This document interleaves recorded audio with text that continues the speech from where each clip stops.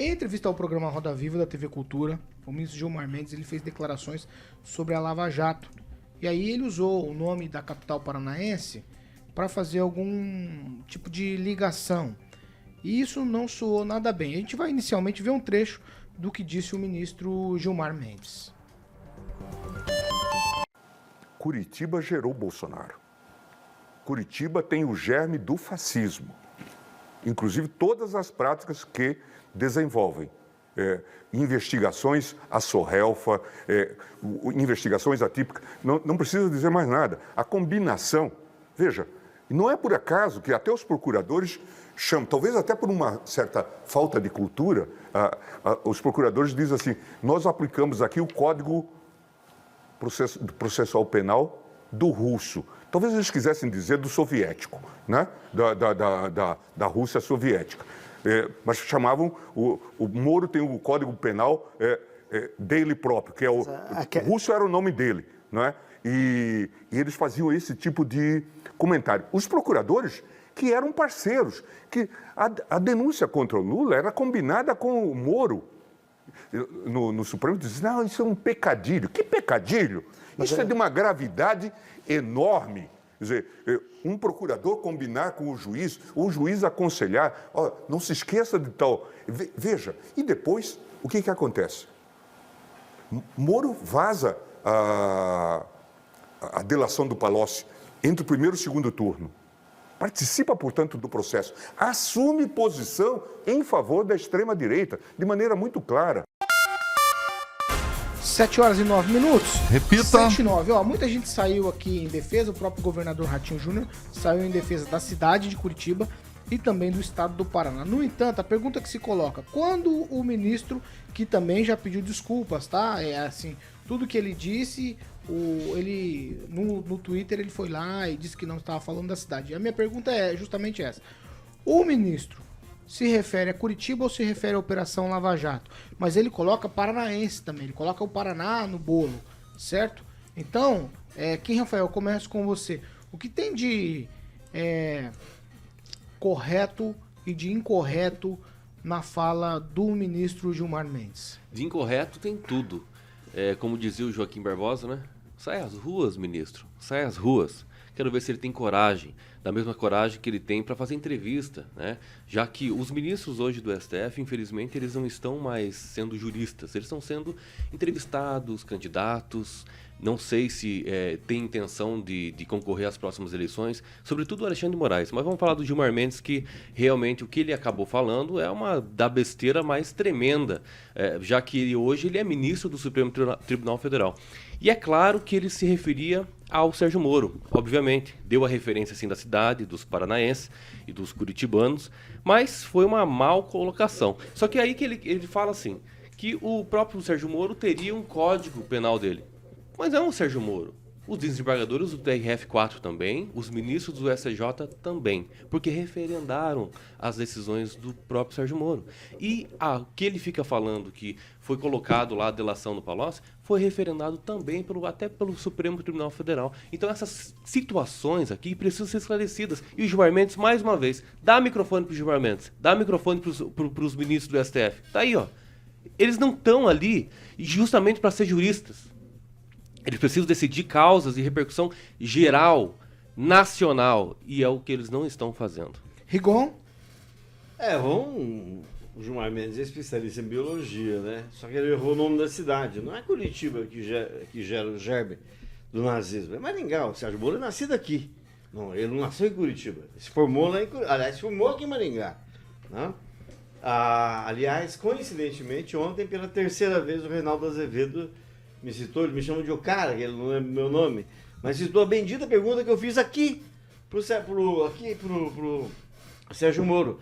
Diga em que página que está a prova da condenação que ele deu, que é do apartamento. Ele não consegue dizer. Por quê? Porque não existe. Uma coisa, o juiz não é a gente. O juiz só tem que fazer a coisa pelo direito e pela lei. Se a lei é errada, que os deputados, os vereadores mudem. Mas o juiz tem que seguir a lei. É assim que se dá a formação. Em relação ao russo, ficou claro, através do codinome russo, que era um juiz querendo virar político. Tanto que ele se tornou ministro do rapaz que ele ajudou, que era o principal concorrente. Prendeu quem estava na frente, que o Lula, é bom lembrar, estava na frente em todas as pesquisas, mesmo na cadeia. Mas não pôde disputar porque ficou na cadeia. Então tá claro realmente que a atitude dele não é elogiável, o que ele fez à frente da justiça não é elogiável, e o que ele está fazendo lá no Senado continua sendo aquilo que eu previ aqui. É vergonhoso. Vocês viram o banho que ele levou ontem do Flávio Dino? Ali é uma disputa de cérebro, só que um tem massa cinzenta e o outro não tem. O que ele apanhou ontem mostra a ignorância que ele levou para a Justiça Federal. E a gente vai pagar por muito tempo isso aí. Naman. É lamentável que um ministro do Supremo Tribunal Federal venha a público para fazer esse tipo de declaração se referindo a uma cidade, se referindo a uma população imensa da nossa cidade. Seria a mesma coisa da gente fazer perguntas, né, do tipo assim, será que tem dinossauros da corrupção, da vergonha, lá em Brasília, onde o senhor ministro mora e vive e fica dizendo essas impropriedades à população do nosso país, da nossa cidade, do nosso estado, população digna? Que é isso? Isso é um absurdo. Ele deveria ficar dentro da lei e se manifestar lá dentro dos processos e não ficar tratando essas coisas dessa forma. É um absurdo. Eu fico indignado de ouvir que a gente tem ministros com esse nível de qualidade e de reação tão negativa, tão imprópria, tão inadequada, tão deseducada, tão ofensiva à população brasileira. Agnaldo Vieira. Eu resumo a frase do ministro Barroso em discussão com o ministro Gilmar Mendes, né? O Barroso diz: você é uma pessoa horrível. Naquele notória discussão entre o Gilmar Mendes e o ministro Barroso, onde o ministro Barroso falou tudo que estava engasgado. O Gilmar é um dos ministros que tem ciúmes do sucesso, vamos dizer, que estava tendo o juiz Sérgio Moro, e o Gilmar Mendes também, na questão moral, né? Se você puxar ali vários habeas corpus que ele deu, tem muita gente que tinha que estar atrás das grades até hoje, cumprindo pena, e passou pela mão dele, coincidentemente, ganhou habeas corpus. Então não é um profissional que a gente pode dar notoriedade e dizer que é nota 100, infelizmente. Foi infeliz, e tanto é que viu a repercussão negativa que deu, e aí tenta justificar, mas não é um jurista que a gente possa colocar no limbo ali com outros grandes nomes de pessoas que defendem a justiça, a ética, o senso senso crítico de justiça mesmo, né? Infelizmente. Então resumo nessa frase que o ministro Barroso disse sobre ele: você é uma pessoa horrível. Ô, Fernando Tupan, eu quero ouvir você sobre a declaração do Gilmar Mendes. O próprio Moro já rebateu, o Deltan Dallagnol rebateu, o governador Ratinho Júnior também, e o deputado Requião Filho meio que saiu na defesa do Gilmar Mendes ontem, lendo desculpas, entre aspas. Fernando Tupan. Eu vou começar com o Requião Filho. O Requião Filho defendeu o partido ali mesmo tendo encrencas mil. O Gilmar Mendes, ele simplesmente está tentando mostrar a alma dele socialista. Não tem problema de ele ser socialista e não gostar da direita. Ele, no tribunal, ele tem que ficar quieto, não tem que ficar se expondo e falando besteira como ele falou. Ele falou uma besteira e, olha, todo pecado do Gilmar Mendes vai ser castigado. Quando ele chegar aqui em Curitiba, ninguém vai esquecer e vai ser uma questão levantada bastante. Eu discordo totalmente, não foi Curitiba que gerou o Jair Bolsonaro, como ele disse.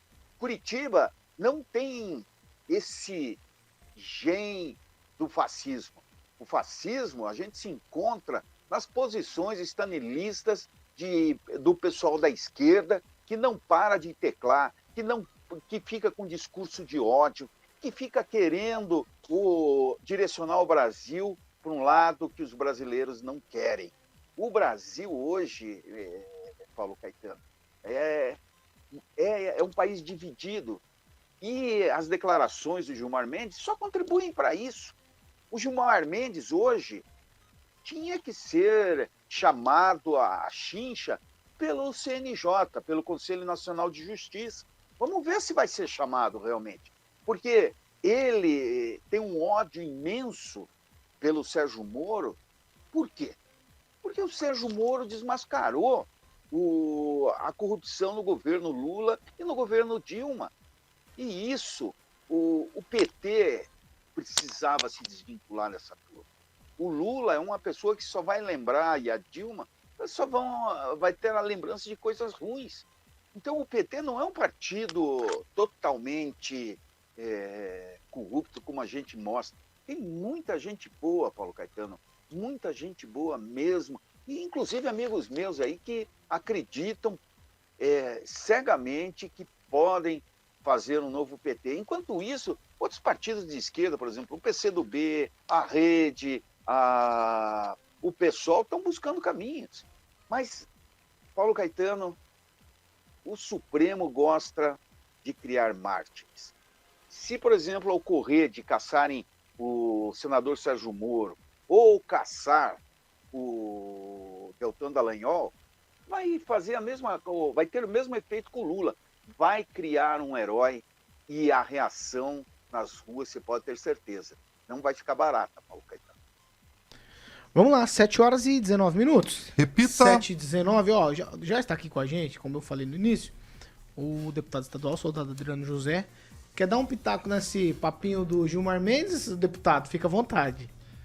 Uma fala, na minha avaliação, uma fala infeliz do ministro, causou uma repercussão muito negativa diante do raciocínio dele, mas como já foi dito aqui, já fez ali a sua retratação, ele poderia ter criticado a Operação Lava Jato em si, mas não citar o nome da cidade de Curitiba que merece ser respeitada, uma das cidades referências no Brasil.